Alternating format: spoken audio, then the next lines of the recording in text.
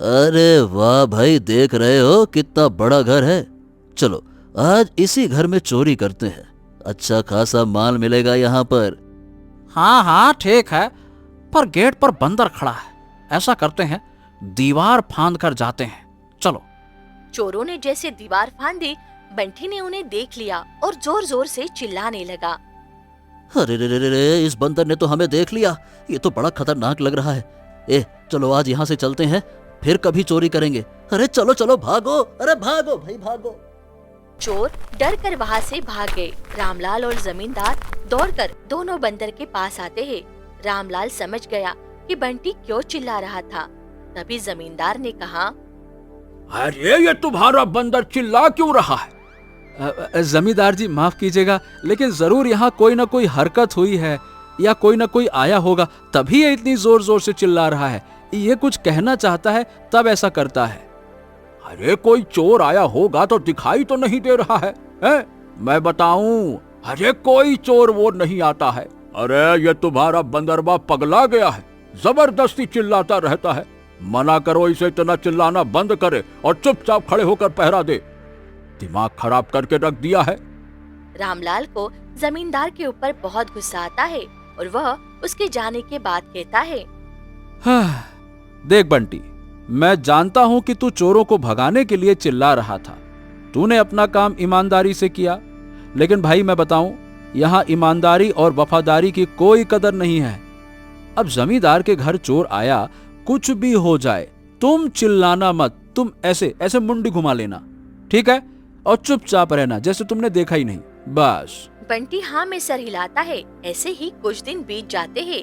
एक दिन फिर से वो चोर वहाँ से गुजर रहे होते हैं।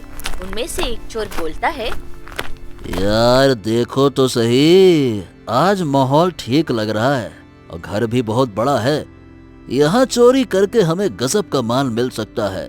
हाँ भाई वो सब तो ठीक है, लेकिन वो बंदर याद है ना? पिछली बार तो बच गए थे, वरना हमें काट लेता वो। बंटी उन दोनों की बातें सुन रहा था। तभी बंटी ने सोने का नाटक किया और दूसरे चोर ने कहा, अरे भाई देख तो सही, आज वो बंदर मस्त मुंडी घुमा के सो रहा है, उसकी नजर इधर है ही नहीं। बस यही समय है, दबे पांव चुपचाप अंदर जाते हैं और चोरी करके बाहर निकल आते हैं। किसी को कोई खबर नहीं होगी। चला जा, चुपके से आ। वे दोनों चोर चुपचाप अंदर चले जाते हैं। सब लोग अपने अपने काम में लग जाते हैं। चोर चुपचाप तिजोरी वाले कमरे में घुस जाते हैं और बहुत सारा पैसा और सोना चांदी अपने पास ले लेते हैं। चोर चोरी करके दीवार के रास्ते कूद कर भाग जाते हैं। जमींदार को कुछ नहीं पता चलता। अगले दिन सुबह जब रामलाल जमींदार के घर काम करने के लिए जा रहा था, तब बंटी रामलाल का कुर्ता पकड़कर खींचने लगा। रामलाल ने उसे कहा, अरे बंटी, अरे काहे कुर्ता खींच रहे हो भाई? मुझे काम के लिए जाने में देर हो रही है। अगर तुझे नहीं जाना है तो कम से कम मुझे तो जाने दे। अरे कहाँ ले जा रहा है बंटी? लेकिन रामलाल का बंदर यानी कि बंटी रामलाल को नहीं छोड़ता है और उसको उसके ही खेतों की तरफ ले जाने लगता है। तब रामलाल कहता है, तू मुझे खेत में काहे ले आया है? तुझे पता है ना कि ये खेत हमारे नहीं रहे, बल्कि जमींदार जी के खेत हो गए हैं। क्यों लेके आए यहाँ पे? बंटी खेत के किनारे अपने पैरों से खोदने लगा। रामलाल को समझ नहीं आया। रामलाल ने सोचा, शायद बंटी मुझे कुछ बताना चाहता है। जहाँ ये खोज रहा है वहाँ मैं खोद कर देखता हूँ कि क्या है।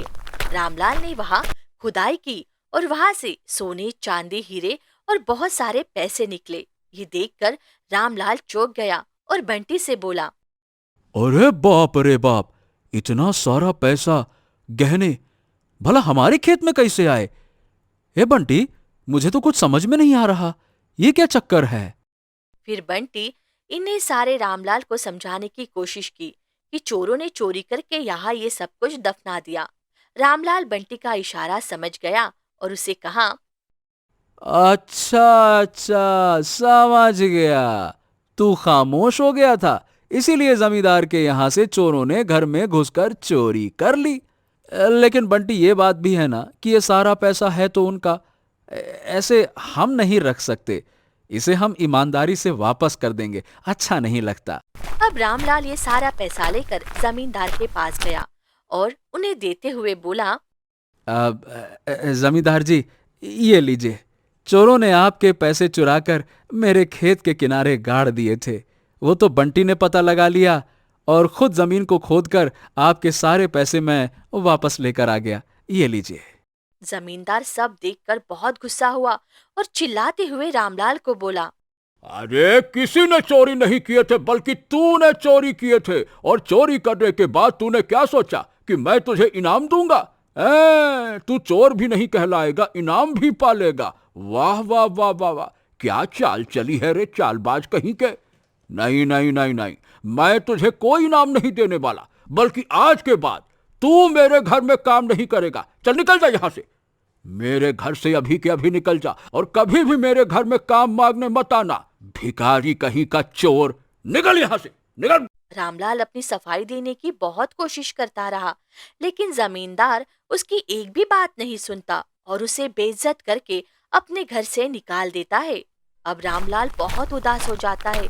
अपने घर आकर अपनी पत्नी को सारी बातें बताता है। ये सुनकर लक्ष्मी कहती है, अजी, आप तो जानते हो वो जमींदार किसी का सगा नहीं है, और अगर चोरों का घर आया हुआ सामान आपको मिल गया था तो आपने जमींदार को क्यों वापस किया? उसे घर ले आना चाहिए था।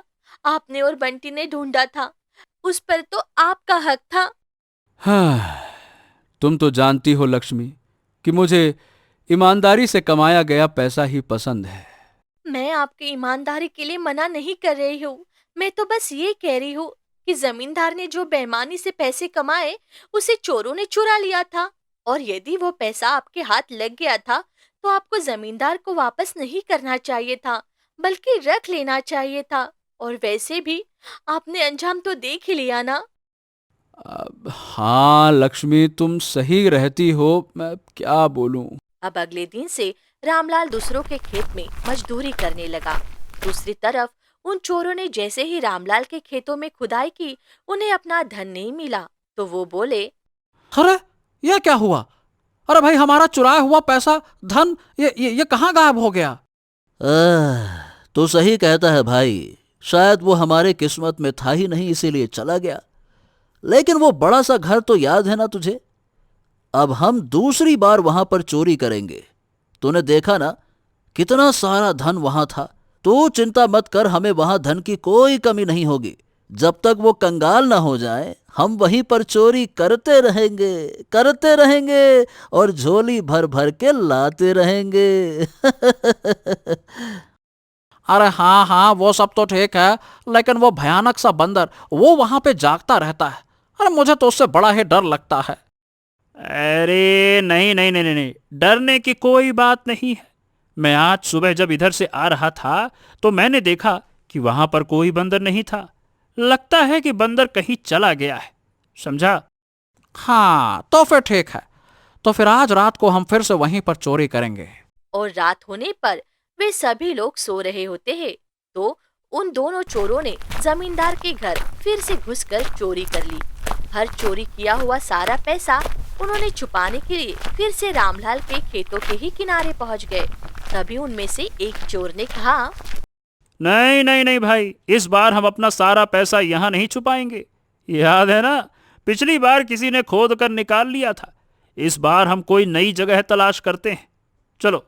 यही सोचकर वहां से थोड़ी दूर लगे एक बरगद के पेड़ के नीचे उन दोनों ने खोदकर अपना चोरी किया हुआ पैसा और जेवर गाड़ दिए और वहां से चले गए।